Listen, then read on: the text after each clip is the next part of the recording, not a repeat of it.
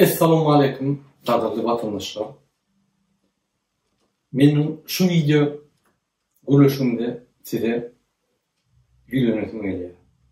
Devleti, demokrasiya, vatan, Türkmenistan, halk hareketi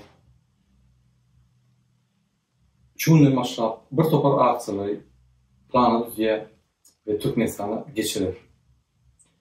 Ben şu videolarımda esası hukuk koruyucu edalarına yüzlerim geliyor. Sizin içinizde polisiya olsun, emniyet olsun, prokuratura olsun, milli halk koruyan ministrliği olsun, aranızda koyu aratsa, vatana kulluk ediyen, vatana hizmet ediyen, an fikirli adamlar var. Onun için ben şola yüzlerim. Şu an Türkmenistan'na sonku dövrlerde bolup geçen dağıtlar, yankı, ortadan değişyali, patizanlarız, hem de o yerde işleyen olan adamlar, prezident, onun arkadaşları, yankı, ministerlerin başlıkları, öyle pulları çıkarıya, hükümetin pullarına ol yaptılar. Sebebi, tizden rejim yıkılayanlar görünüyor yani. Sizden hayiş, havos olmalılar, hemmetini kontrol alın, şunu mümkünçülük vermem, Türkmenistan'ın bağırtlarını daşa çıkarmam. Her daha dedim, hiç olmayan informasyon dasyayımdan biz onun hemmetini iyi verir. Bir-birden tutup, komisya düzüp, Interpol'a verip, yürüyütü, Daşörük Ministerson'da adliye döredip, dime şunun üstünde işler alınır, yürüyüşler, gerek olsa Amerika'dan, Avrupa'dan yürüyüşleri getirir, üstüne işlerler, şu üstüne pul koymadan olsa, pulunu oyaktığını, şu pulları, şu adımları iyi getirir.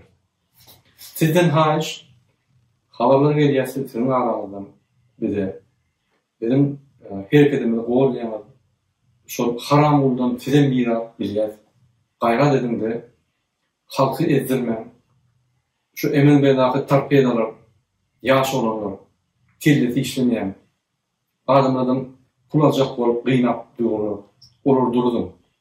Sabotaj edin. Sistema halka karşı işlerini sabotaj edin. Şu ministrinin başlıkları, oğurlar, korupsiyonları onun karşı olsa dosya açıp doğru bağlı. Sonra prezidentin bu yağlayında devleti dolandırma. Bir gün işe çıksa, iki taraf kapitsan aşağıya yatıyor.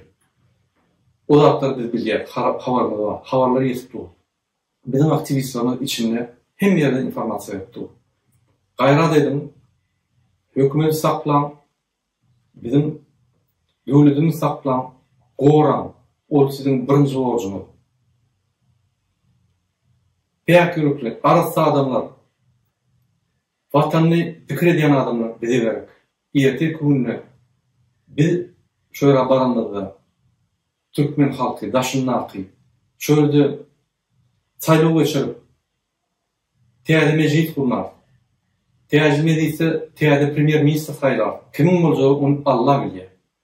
Prezidentin vizifelerini yatırıp doğru. Şunu sizin gerek var. Ministerliklarda, yani edalarda işlem, sizin yol aşımını analiz eder. Eğer bu olsa, halka hizmet eden olsa, devleti koran olsa, işini devam ettirir. Bizim reformanı geçirmeni kömür eder. Eğer de deliyus olup, korupsiyonun bir yeri olsa, onu bu çözülmüş çözer.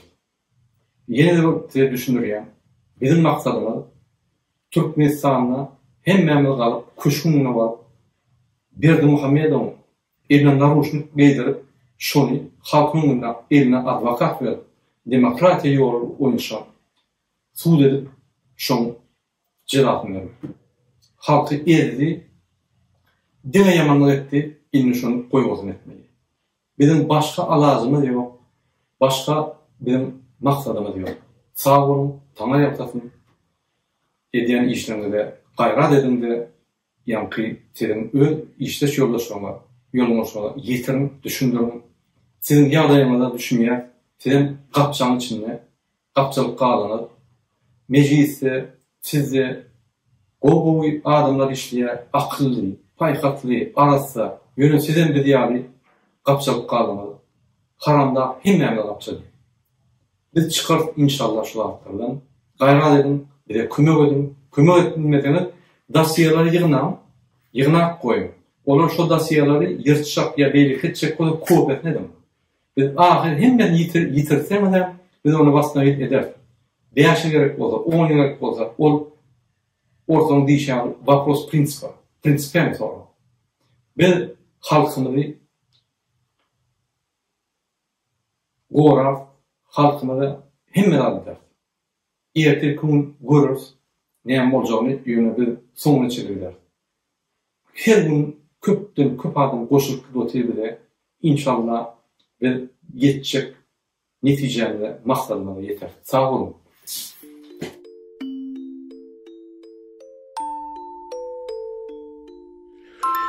Olsun, olur olsun, son Türkmence bu tercümeden olsun. Hak olsun. Şüvet dinle tercüme edildiğim çıktı ondan. Ey Tanrım,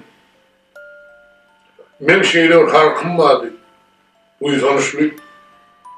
Şeyler merdemsi, şeyler namuscan, şeyle uzak yüze vurdum sen ondan sığırmatçığını kara asfaltı yelmeni edip şırşadın yere. Göreymeğe indir bağırın sonu bereymeli bollun gerek Türkmen'e. Sağ ol Tanrım. Hat petekten baş çıktı Türkmen'in. Ona mühür verdin, velipe verdin, kavniyetler verdin kabulhanalı.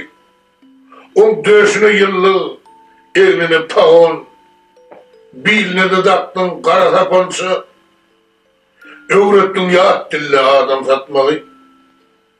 Ön yıkmağı buldozer verdin, hem tank verdin göz üstünden sürmeğe, dürre verdin, bir birini urmağı.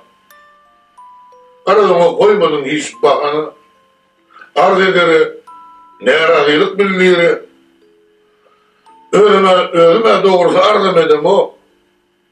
Geliyedini bir daha kahiş edesim. Şu şaka sen ehli veren zadını alidine Tanrım. Kaytar sevdanı. Ehlisinin gözüne ber kaydıp bire ak tehrami, bire matımı.